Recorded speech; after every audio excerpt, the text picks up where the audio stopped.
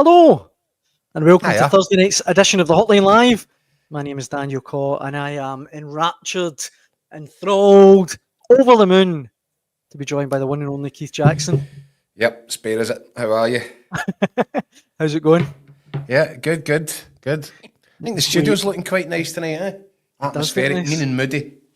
And it looks quite fitting as well, because you've got the blue on one side representing Dundee and Rangers, and they're changed red, you'd imagine, for tonight's game at Dens Park. Ready, bluey. Well, no. I think they'll need to wear the white one tonight, won't they? It won't be. It will be. That's probably true.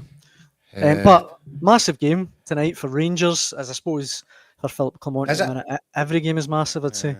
He's not Certainly not yet. massive in the context of the league title race, which I foolishly declared was on a couple of weeks ago. It's not going to make any difference. None of the games are going to make any difference now to the outcome of the league title. We know that. Yet you feel that Philip Clement is kind of surviving on a game-by-game basis. Everyone's being judged, week to week or, every 4 days, whatever. Whenever the next fixture comes around, it's another debate about Philip Clement. I've suggested that if he fails to take full points tonight, I think the heat goes on him. It has to go on him. And also, Daniel, see that walk from the dugout? It's a long walk from the dugout at Dens down to the corner where the tunnel is and the dressing rooms, and that'll be right in front of the Rangers support. And I think they're pretty close to the end of their tether. Maybe some of them are beyond the end of their tether. So that's an uncomfortable walk for Philip Clement tonight. And Patrick Stewart, you would imagine, will be there to see it for himself if Rangers fail to take 3 points. The kind of catastrophic sort of road trips that they've been on since the start of the season, leaving points behind almost wherever they go, you really get the feeling for Philip Clement that he has to start making a difference to that. And the thing you can almost feel a bit of sympathy for him is that at this critical moment in time, when he really needs to start digging out away wins, he's really limited in what his selection looks like. Be fascinating to see what the starting 11 looks like. I think we're going to be joined on the show tonight from Dens Park by Andy Newport and Scott McDermott. They're both there, and I'm hoping that one of them can bring us the team news while we're on air, so we can discuss it, because I think there's some big decisions to make. And not least what we discussed last night: who gets the armband? Is it going to be Robin Proper? Should Yanis Hadji get it? So much hinging upon what his first 11 looks like tonight. But yeah, as I said, he's really in a difficult, awkward position right now, whereby a lot of patience has run out with a lot of the supporters, and the last thing he needs to do is goad them further by dropping more points, because it's starting to look rather embarrassing. I think, what did we calculate? Is it now 12 points out of 30 on the road? Four wins in the last 15 in the Premiership. Yeah, but I'm talking about this season. So, I think it's 17 points out of 45 if you extend it back to last season. And I think, if memory serves, it's 12 out of a possible 30 so far this season. So that's a sort of trend that you'll find really difficult to survive. And the heat will come on. Whether Rangers, they have this idea about they want to stick with them, as Scott McDermott said the other night, probably go to the end of the season. But, Scott did say, unless things get worse, well, if he can't buy a win on the road, then that is worse. And whether Rangers want to admit it or accept it or acknowledge it or not, the heat will come on Patrick Stewart if this continues. So, yeah, is it a big game for Rangers? Certainly is for Clement. It's not in terms of the title, but every game seems to matter now for Philip Clement in a way which feeds into the narrative of a guy who is really fighting to keep his head above water. Yeah, and just on the points as well, Keith, Rangers go into tonight's game 15 points clear of 10th Ross County and 16 points behind Celtic. I mean, closer to 10th in the league than Celtic. Which I thought you were going to ask me there. Are they in danger of getting dragged into the relegation issue? I don't think so, Dan. No, but to go into the game closer to 10th than Celtic in the first or second week in January, that's not sustainable for a Rangers manager. But aye, as you say, time will tell. We will be joined by the guys from Dens Park, hopefully not too far away from doing that.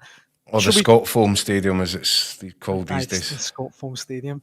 But before we do that, shall we talk about last night's game, Keith? Yeah. We knew it wouldn't be a straightforward one for Celtic, but 2-0 victory in the end. They are 16 points clear at the top of the league.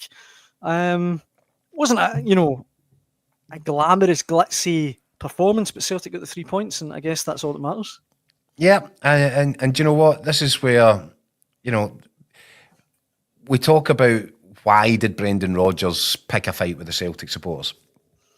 And you're trying to look round corners and see, because you know that Brendan Rodgers he never does anything without giving it careful due consideration. Everything's done for a reason.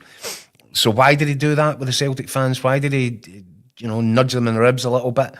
Well, I think you look at last night's performance, it was exactly as he predicted it would be. It wasn't easy. It wasn't a 4-0, 5-0 romp. It wasn't, 1-0 up within, inside the first 10 minutes. I think Brendan Rodgers is looking at this group of games just now. He's probably looking at the state of the pitch at Celtic Park, which has been in better nick. And he knows this little period here is a bit of a slog. And whatever he can do to try and encourage the fans to get that extra percentage out of the team, as I said, the synergy between the stands and the pitch. So I think he looked at that and he probably had a very good idea that it was going to be another stodgy night.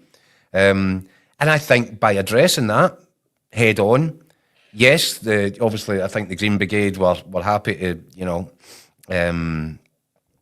wind it up a little bit by singing songs about other previous players, but they didn't sing the Kieran Tierney song. But you know what that was? That was an honourable draw. There wasn't an angry response to Brendan Rodgers. Celtic fans dealt with it quite well by, having a bit of a joke and a laugh and referring to... So everybody came out of that equal.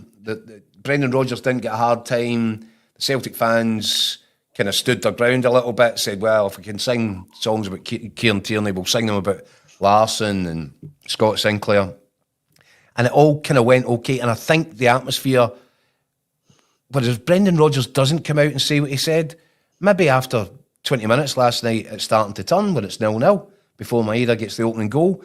It's smart. It's just smart. He thinks things through. I think he certainly got the result he wanted on the pitch. He probably got the result he wanted off the pitch as well. Celtic clock another 3 points into the bank and on they go. But it just goes to show, as I said before, or certainly after the game at the weekend, there was obviously a reason for him saying what he said. And then last night, you look at it, he probably got exactly the response he was hoping for. Yeah. In the comments, Sean McGarvey writes in saying, hopefully Brendan, aka Mister, if he was chocolate, he would eat himself. Got the message during the win over United after the chance for Larsson and Mulgrew. Stick to managing the team and let the people sing. So I think the way you phrased it, Keith, to be fair, is pretty spot on. I think it was a score draw. Really. Yeah. There was no need. Nobody. I mean, listen, if it was bayonets drawn there, and and the Celtic fans really wanted to make an issue of it, then they wouldn't have done it. They've done it in a tongue-in-cheek style. I think the atmosphere was fine. The result, it wasn't spectacular in any way, but it was attending to business, getting the business done, and at the same time making sure that people aren't at loggerheads, making sure that the fans are there to support the team benefits from that, and it's just, it becomes a procession now. It's going to be a long procession, and you wonder if because there's now not going to be that cut and thrust. And again, this might be part of the thinking from Brendan Rodgers. There's not going to be that weekly, what's the Rangers score? Rangers, and you get to a point where there can be pandemonium inside the stadium if it's 10 minutes to go and it's still a draw and Celtic desperate. And that's when the fans do get on side and they're totally engaged. You wonder if they'll be looking for little distractions now and, little side issues and So, maybe by fronting that up and getting in front of it, he's helped to kind of take a bit of the sting out of it.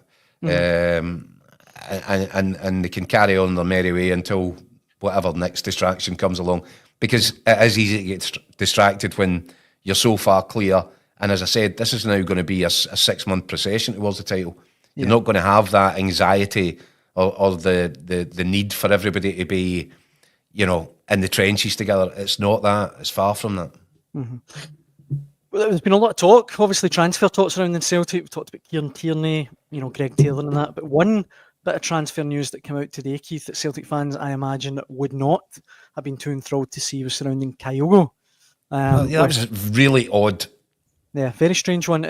For anyone that hasn't seen it, the MLS official website appeared to, publish an article, as you can see there from the URL.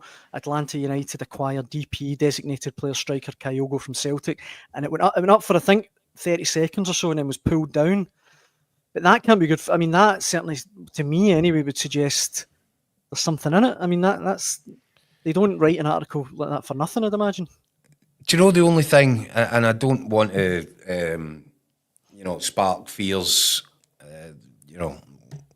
for no reason at all, but Scott Burns had mentioned that Atlanta United had shown an interest in Kyogo over the summer. And at that point, I think it was before Adam Ida had rejoined. I think Celtic only had kind of one proper centre forward at the time. I don't think there would have been any interest in Celtic, doing that business in any case. But I find it interesting, if this is indeed the case, that they've been kind of monitoring the situation with Kyogo for 6 months. That just adds another layer of interest to it. Mm-hmm. As far as Celtic are concerned, I think the official line seems to have been confusion. Atlanta United were actually signing a different Japanese player. And I think they'd actually put out a little teaser to the fans online in Japanese writing.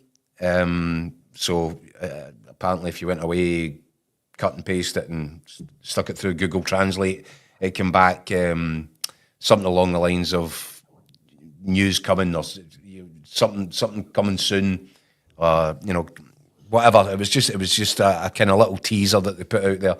Mm-hmm. And they followed that up quickly by signing a Japanese international, not Kyogo Furuhashi. Mm-hmm.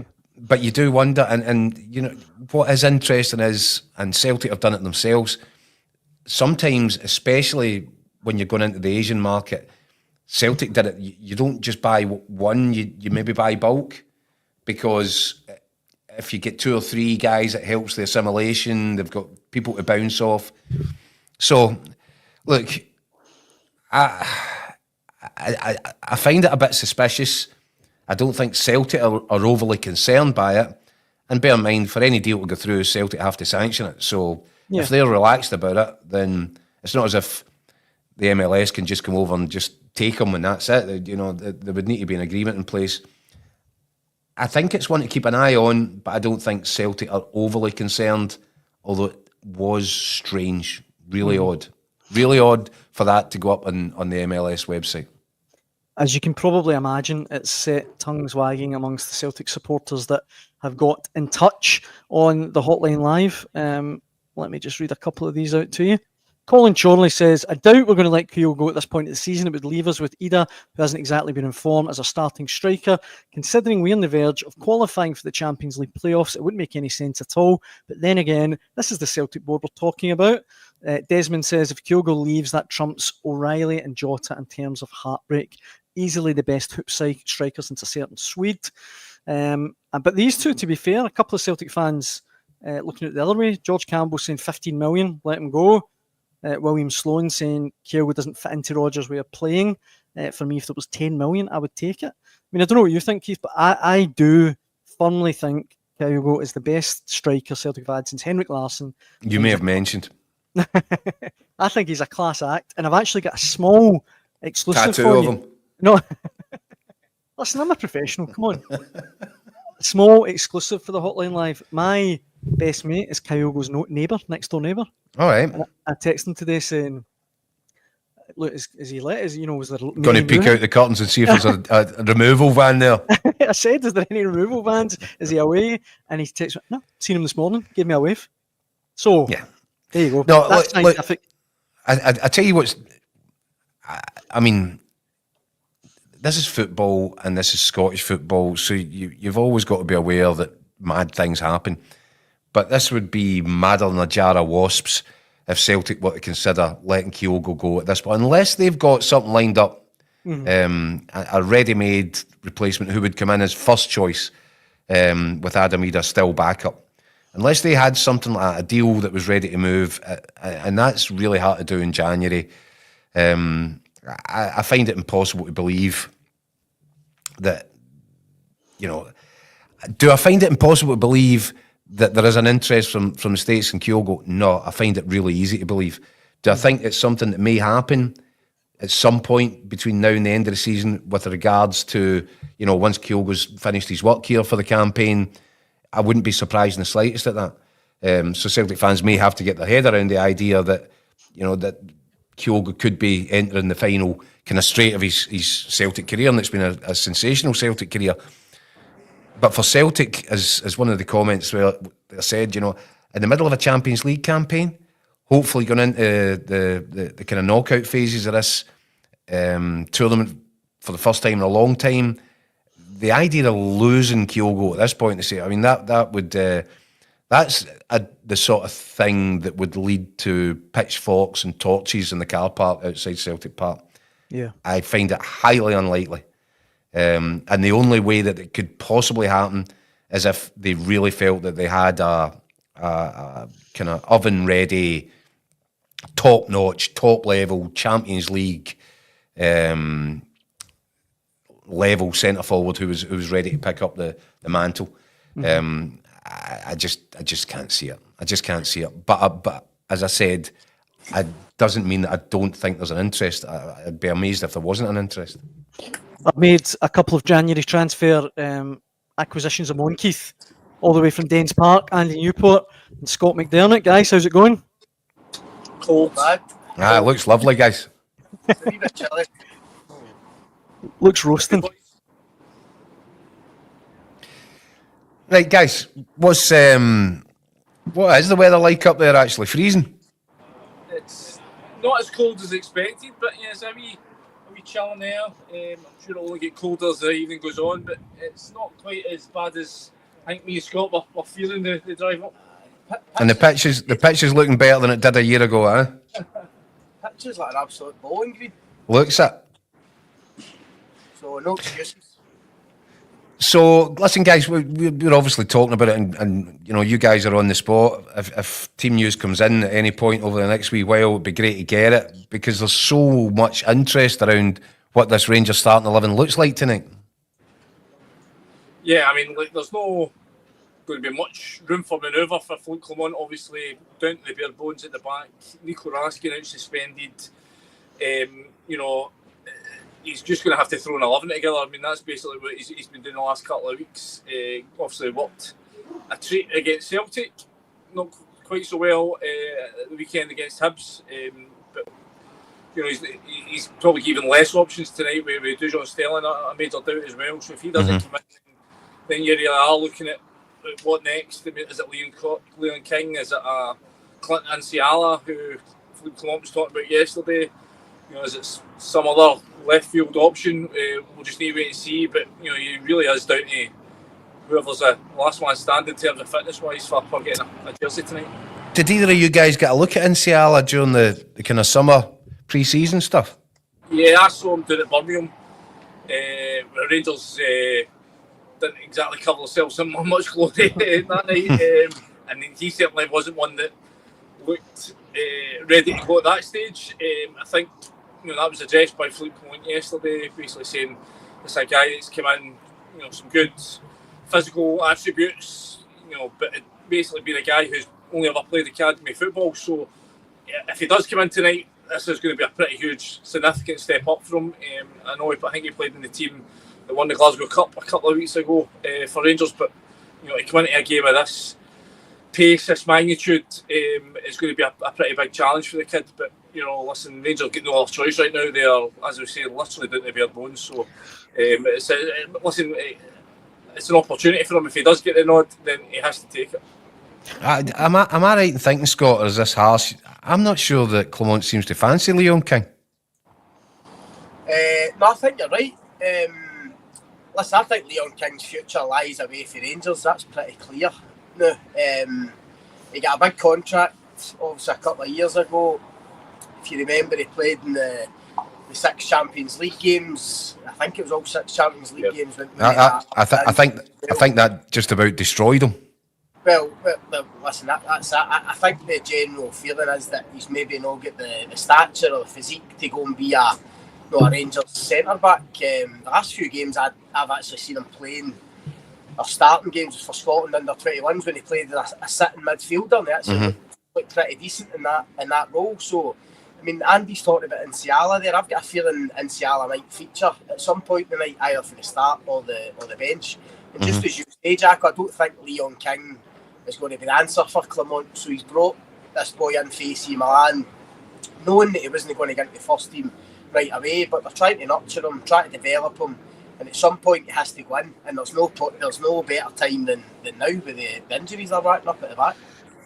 Well, he did feel that he did say at the start of the season that Igaman was nowhere really ready for first team football. So, well, what I was going to jump in there and say, guys, as well, is that there's a couple of transfer bits and bobs regarding Rangers doing the rounds today. A Serbian defender, 29, Sasa Jelar, again, I think he's a defensive midfield player, isn't he? More than the centre half. And of course, the one that kind of has grabbed a lot of attention in our comment section is Grant Hanley, who's been mentioned as a kind of short-term stopgap. Have you guys heard anything else on that front? Hanley's been mentioned for a wee while now, hasn't he? Certainly for the last couple of weeks. I think there was rumours in the summer as well about him coming in. I think he's a Rangers fan. He's obviously out of the picture a wee bit at Norwich. I think I'm right in saying he's not started many games. He's not a first choice. He's obviously had injury problems earlier on in the season, certainly at the back end of last season. So he's out of the picture. Obviously, he's got all the experience. So in terms of a short term, he probably goes into that kind of Johnny Evans category. If they could have got him for at least 6 months to fill a gap, then it probably made a bit of sense. But I don't know if Grant Hanley, I don't know what his contract situation is or whether that's something he'd be interested in. But certainly if you're looking for a short term fix, they could probably do a lot worse than get Hanley, and he would certainly know what's required here. He's not played in Scotland, but he'll know the Scottish game. He should be able to fit in, no problem. So if it was to be a short-term thing, then you could see it happening. But I think I said on here last night, I don't know if Philippe Clement is that interested in this kind of short-term fix. I think he would rather just go with what he's got, and any signings that do come in probably have to be part of the kind of long-term vision with the club. Yeah, I agree. I think just in terms of this month, clearly if you're reading between the lines of what Klopp was saying yesterday, not going to be a huge influx of players coming in this month. It's going to be 1, maximum 2, if they can perhaps get somebody off the wage while going out the door. So anybody that's coming in, realistically, if he's talking about a long-term project, they have to be guys that are looking ahead to next season. So we know that the injury crisis right now is bad, but they are hopeful that John Stewart will be back within the next, certainly by the start of February. Liam Balogun's getting back towards it. They're hopeful that John Sterling might be back within a few days. So I can't see them just signing a guy for the sake of it, just to get through the end of the season. I just think that if they've got any resources, they're going to want to make sure that they're spent with an eye towards next season and maximising the little money they do have to spend. I find that a bit strange though, boys. And okay, granted, I kind of got used to the way that Walter Smith used to look at these situations. Walter Smith, if he was facing this sort of manpower crisis, particularly with centre halves in a January window, he'd just go and it would be a Johnny Evans or a Grant Hanley, and he'd make no apologies for doing it. And by the way, they'd probably come in and end up getting a 3-year deal. Jacko, the difference is when Walter Smith was doing it, they were usually going for titles, challenging for trophies. I mean, I'm never going to accept that the league's gone this season, but let's face it, it is. I know they've still got Europe. They've got a European campaign to think about, Scott. I think they need some experience. I really do. If I could pick up a Grant Hanley or a Johnny Evans, I think Hanley would probably be cheaper wage-wise than Johnny Evans, but I just don't know why you wouldn't do it. If you could get somebody in on a short-term deal and then give them the opportunity to say, look, let's look at what you do for the next 6 months, and by the way, perform well. There's a contract on the table for you. Plus, as well, Keith, if you thought, sorry, Andy. This is a club that's recorded another £17 million loss last year. That has had to take £6 million off the wage bill just to get to this point. That'll still be looking to get rid of guys that aren't featuring your Kieran Dowells, Cyril Dessers. Those kind of characters will be looking to get off the wage bill in the months to come. So I think they just have to realise that they've not got the money to waste right now. They've not got the money to spare to go and get somebody in that's maybe only going to play a handful of games between now and the end of the season, because when John Souttar's back, when Dujon Sterling's fit, when Leon Balogun's fit, they'll be ahead of them. Okay, you're saying get a guy in and maybe give him a game for next year, but I think Clement's made clear that he wants a younger profile of players. They gave obviously Leon Balogun a contract last summer because they had to, because that was all they could afford at that point. I'm just not sure that the lot of money that they've got right now is that's where they're going to look to spend it, is on another stopgap. I hear you, Andy, but what I would say to counter that is, if you were picking your strongest Rangers 11 right now, Leon Balogun's in it. Yeah, which again points you that they should be looking somewhere far younger. They don't want to bring another guy who's the same age or even older than Leon Balogun. They need to be looking for somebody that's going to stand them the test of time over 3-4 seasons. Leon Balogun, you'd imagine, isn't going to be here next year. If he is, he's not going to play the level that he has this year. They have to start looking towards younger guys that, okay, you want somebody with experience and somebody that knows the game, but they've got John Souttar, who 28, 29 now, is, has got that wealth of experience under his belt. What they need to be doing is looking to the next, 22-year-olds, 24, 25-year-olds, somebody that's going to spend their peak years at Rangers and help them get them where they want to be. Because otherwise, if they don't do that, if they keep going and buying these short-term stop gaps, that doesn't help them get this players trading model that they're so keen to get up and running. Guys, there's been a lot of chat. Sorry, Dan, I just want to ask about this because I think this is one that I think Rangers fans will be interested in. Yilmaz, every time the transfer window comes around, there's a suggestion that he might be going back to Turkey, and every time he gets a shot, every time he gets a chance in the team, he looks like a player that can make a real contribution. Do you think that because he can't quite nail down a starting place, I mean, he's filling in at right back just now, do you think that Rangers would consider, getting their money back on him in the January sales, or is he there for the long haul? What's your info on that? Who's this, Yilmaz? Yeah. Listen, I think he's done okay in the last few weeks, but if you look over his Rangers career, it's been 2 stop-start, there's been too many injuries. I don't think he's justified the fee that Rangers paid for him, and I wrote a piece a few weeks ago saying I think if Rangers are looking ahead and obviously they're trying to cut costs, I would be looking at somebody like Jack McKenzie at Aberdeen on a free transfer to come in at left back to challenge with Jeffrey. I think Jack McKenzie's got certain attributes that Rangers need. It would obviously be a lot cheaper, and at the same time, if you could offload Yilmaz and get most of, if not all of the money back, whether that's back to Turkey or whatever, then I think that's something I would look at doing. Listen, that's just my opinion, whether Clement or the club.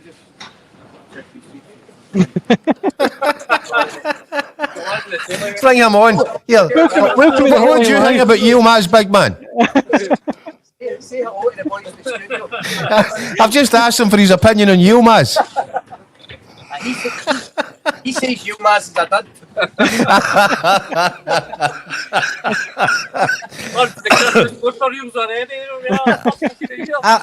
I'm not sure Rangers would get the money back on Yilmaz. So you kind of think, well, that's a lot of money that was spent, a lot of money that was then paid out in wages, and I'm not sure they'd even get it back just now. So I think Scott's right in terms of Yilmaz. There's been when he's fit and when he plays, there's signs of encouragement, but there's an issue with him is that he gets to a point where eventually his body breaks down. Listen, that's up to him to disprove that notion, but there is a definite feeling around him that eventually the physicality of the game here catches up with him. I know obviously when he came in, there was a lot of concerns about just how lightweight he was when he came in. They took a long time to get him bulked up physically enough to deal with the rigours of Scottish football. I don't know if that extra weight that he's now carrying is maybe something that's an issue with his frame, but he does seem to be a guy that suffers from muscle injuries. We saw that last year. He had a long-standing hamstring injury. This season he had a thigh issue that ruled him out for a long time. I think that's the frustration, because when he does come in, and obviously you've seen him, he's now playing on the opposite, his wrong side, but there is something there. There's something that he can play with. He's a different type to what Barisic was last season. He's a different type to what Yefty is. He's somebody that likes to come inside, link up the play. He's more a passer than a crosser or a runner. But again, you're right. This, it's getting the value in terms of a run of games out of him. So whether or not they think that that's somebody that they can cash in and get somebody who offers better value in that sense than perhaps. But he's not the only one. You look at Rabbi Matondo. I mean, what does he offer? He just doesn't contribute. There's so many guys in this squad that haven't been available consistently enough, and when you're paying them top dollar and you've got little money to spend, then that is the concern. They need guys that are there, available, and are rigorous week in, week out. Scott, you're going to ask your mate if he's got the team lines there. Off the boy that just bundled you out the way. Go and shout down, ask him if he's got the team lines. Yeah. Sorry, I'm having some sound issues here. The thing, I don't know if the guys can. The thing that I was going to say, guys, just on tonight's game, Alistair in the comment section saying, hopefully we get beat tonight and that Muppet Clement is gone tomorrow. And I just wondered if you think, guys, that, I think you're spot on, Andy, about the next 22, 23-year-olds. That's what Rangers have to be aiming for. But if you're Clement, surely he's still kind of going from game to game. He really needs to get a result every time Rangers play at the minute. I think Scott's addressed this week, and I kind of agree. And I'm not sure we're at the stage yet that his job's under threat. Yeah, things haven't been going at all well for Rangers this season, but they've made it their stated aim that they don't want to get into this rinse and repeat, hiring and firing managers. And yeah, the fans might not like it, but unless things get really messy, really ugly, I think you're going to see them continue this pattern of just winning a couple, spilling points here and there. I think as long as it goes like that, Clement keeps his job until the end of the season, then they can assess where they're at. I'm not sure.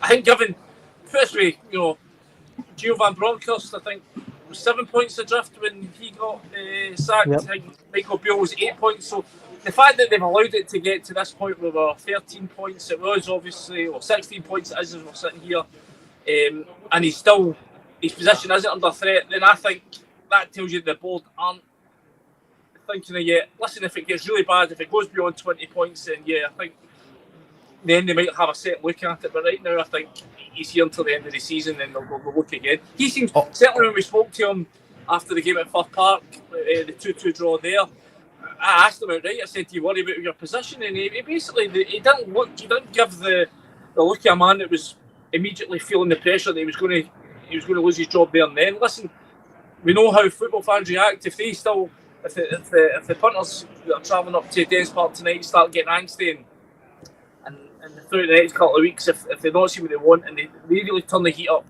but you haven't really seen that strength of feeling of the last few weeks. I think you've seen an acceptance. This is where Rangers are at, and it has to be okay. You have to show some signs towards next season that there's encouragement. Obviously, the Old Firm game was one of those boxes that had to be ticked in order. I think if he'd lost that job, that game, he might have been in a real sticky position, but he's overcome that. As long as I think he shows signs that things are building, at least to them being more competitive this season, I think he gets the last sees out the season. You mentioned the board, and obviously Patrick Stewart, the new CEO. Clement has mentioned a couple of times now, and apropos not very much at all. He did say, I think yesterday, that it'll be in the next couple of days, Andy, that Patrick Stewart's going to sit down, face a grilling, from you guys and kind of give details as much as he can, obviously, towards what Rangers are looking to do in the January window. Now, obviously, I said I think the heat will come on him again tonight if Rangers get a bad result, if they drop more points. But in terms of what you're expecting and when, crucially, you're expecting to sit down with Patrick Stewart, what's the timeline on that? Are you expecting tomorrow? No, well, we've had nothing firm yet. We're just told it'll be at some point in the next week. So, obviously, I'm not sure it was something the club were desperately keen to do, but I think they've been sort of forced into it by Philippe Clement. He's mentioned it 3 times. And that's what I'm saying. I'm wondering if he's forced his arm on it. Yeah, so I think Philippe Clement is grown tired of defending decisions that are not his, that he's had to explain things that have been made above him. So I think he's decided, listen, it's time for the people that are now in charge. They've now got a CEO, they've now got a chairman in place, having been rudderless for so many months. It's now up to the guys that are the real sort of power brokers above him to come out and give some answers. So as I say, we're expecting to speak to Patrick Stewart over the next few days, within the next week. To what degree of a sit down that is, we've still not been told yet. Whether or not he's going to come out and give us an absolute chapter and verse of it, it's just going to be a few words. We'll need to wait and see. But listen, I think it's important that he sets out, because if fans have got expectations, we're saying, judging, reading between the lines of what Clement's saying yesterday, that it's not going to be a big influx. But at the end of the day, the fans are the guys that are, they're still very much responsible for paying the wages at this club, and I think they deserve to know what's going on and what they can expect for the second half of the season. That's where I think Clement is being clever, if you like. It doesn't surprise me that he's saying this, because Andy's right, punters are expecting 2, 3, 4 signings maybe in January to go and strengthen the squad. Reading between the lines, I think Philippe Clement knows that's not going to happen. But I think it's just one, isn't it? It's just going to be one. Exactly. So Clement is basically saying, what Clement is doing by pushing it on to Patrick Stewart is saying to the fans, listen, I've told them what we need, I've told them what we want, it's out of my hands now. It's up to other people to go and sort it. It's up to Neil Scoppin, Patrick Stewart, whoever, to go and sort it. And when it doesn't happen, as we don't expect it to, Clement can say, there's nothing I can do about it, it's not my responsibility. Whether you agree with that or no, I'm not sure, but he has had to take a lot on his shoulders, Clement, whatever you think of him in the last... He's had to front it up, hasn't he? Yeah. Aye, certainly in the last, since the summer. So I think with these new appointments, he's taken the opportunity to say, right, I've done my bit, they know what I want, they know what I need. It's up to them to go and sort it. And just come back to Andy's point about the fearing for his job, I totally agree with him. I think Clement actually, when he's asked about that, he talks with a confidence that it's as if there's some kind of agreement. He's got a guarantee. It's called a 4-year contract. Well, but at least till the end of the season, because he keeps referring back to the summer. I said it last night when it was probably an opportunity for him to go, and the goalposts get moved and the budgets get changed. And I think he knows, he's hinted at it a couple of times, Andy will know better than me. It's almost like the discussions he had, he knows, he told the board, here's how this season's going to go, but you need to stick with me. And it sounds as if he's had some kind of assurance that he's going to get through the summer at least. What are you expecting from Dundee tonight? Because obviously, their form's been good, hasn't it? Yeah, They're a decent side.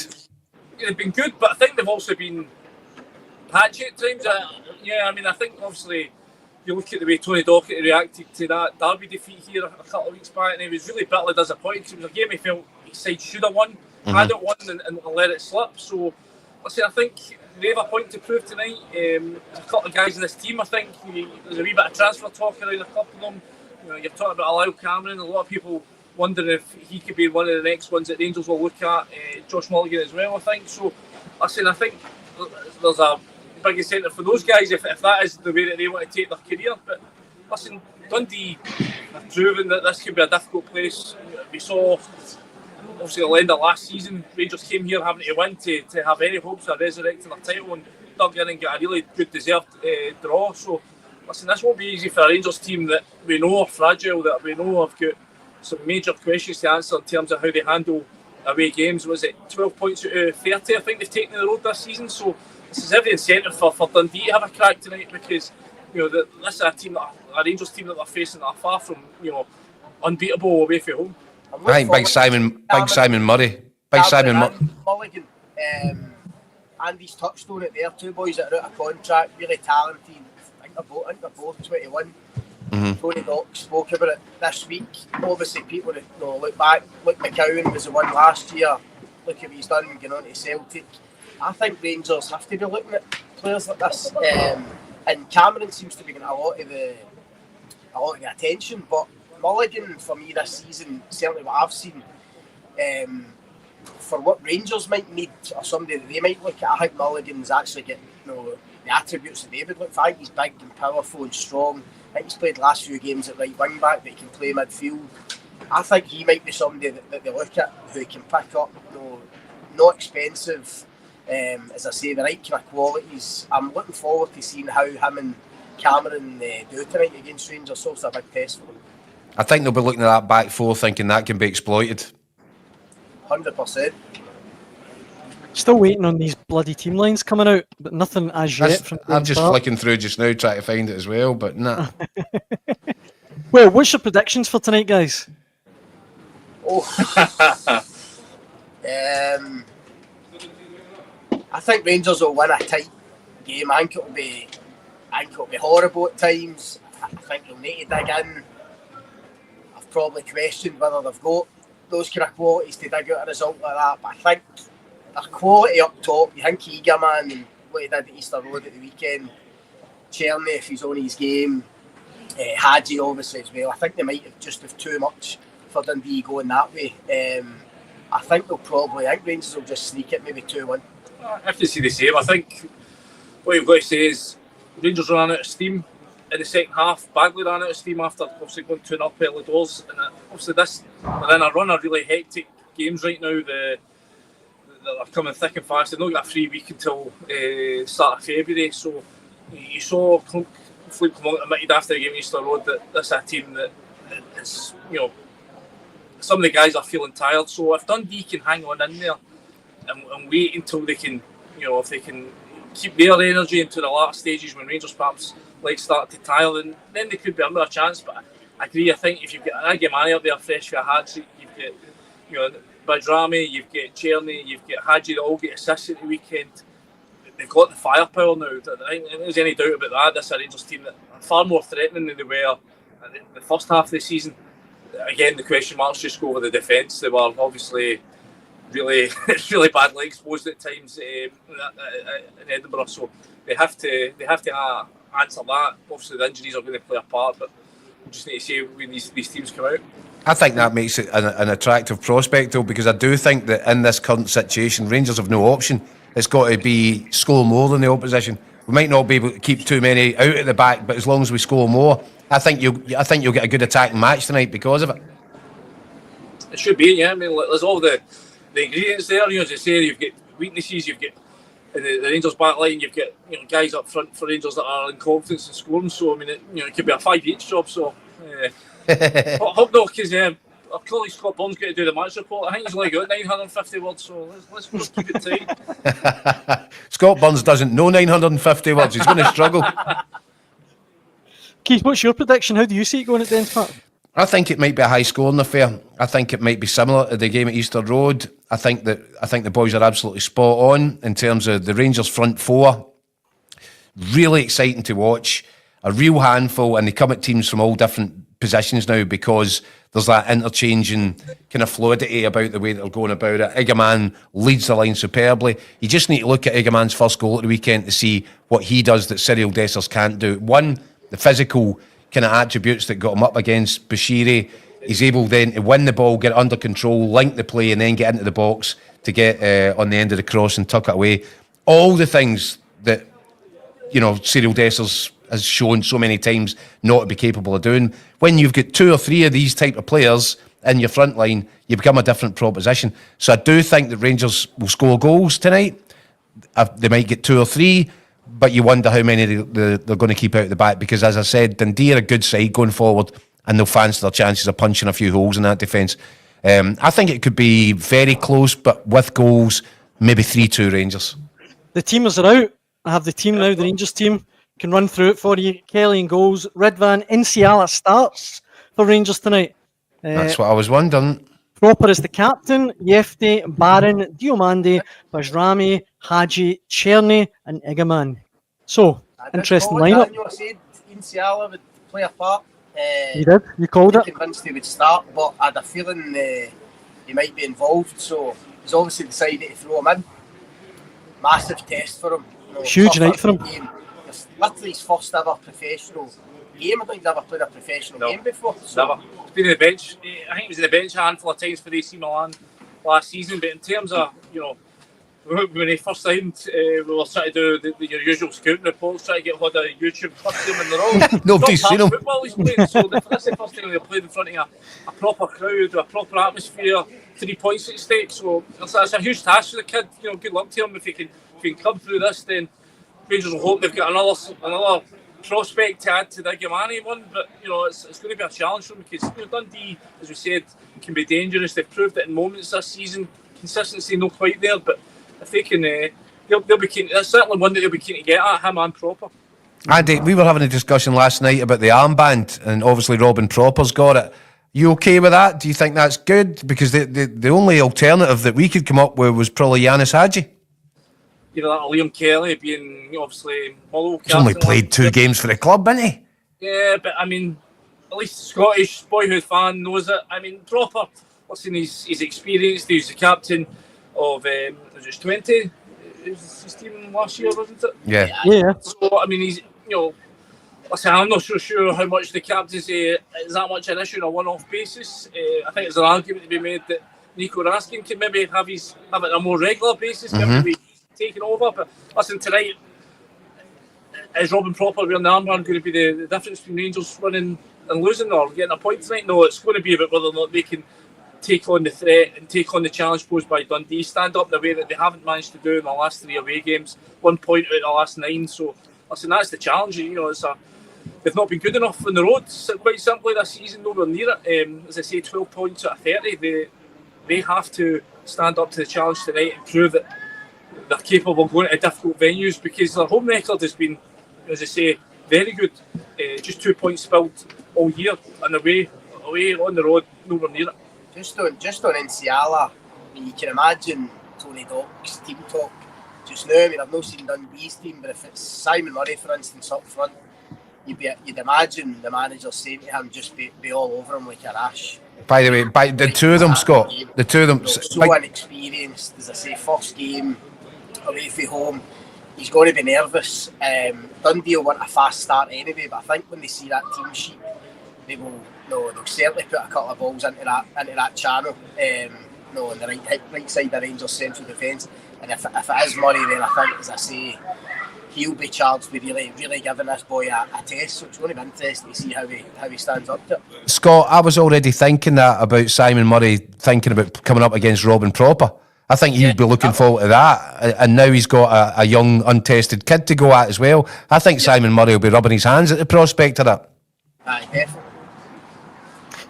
Guys, I hope it's an absolute cracker for you tonight. I know you've got some pre-match duties to be getting on with, so we really appreciate you joining us as ever on the Hotline Live. Cheers, Daniel. Thanks, pal. Thank you. Cheers, guys. Daniel says goodbye as well. Tell him he was a star performer tonight. Man of the match. Right, cheers, guys. Andy Newport and Scott McDermott there, live from Dens Park. Brilliant. So we had Swanee getting accosted last night. The boys tonight. There's a good outtake clip here. It's all outtake in the reel.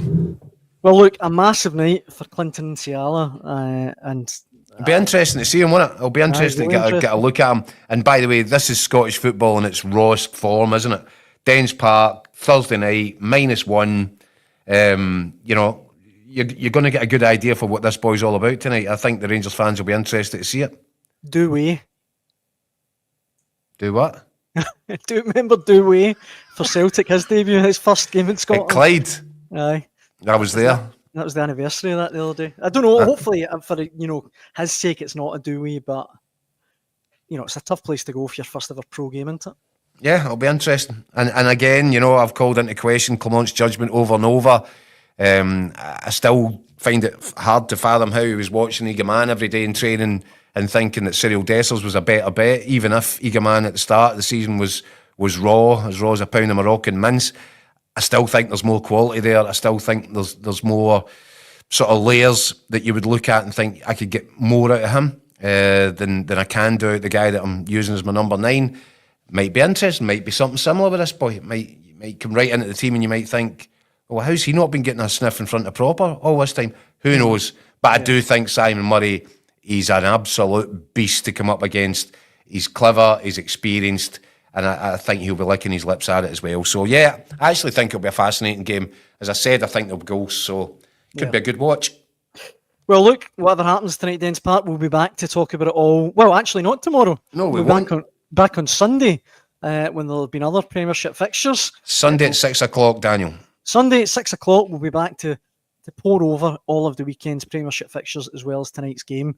So we hope you can join us then. Keith, thank you very much. No worries. And thanks for watching at home. Cheers.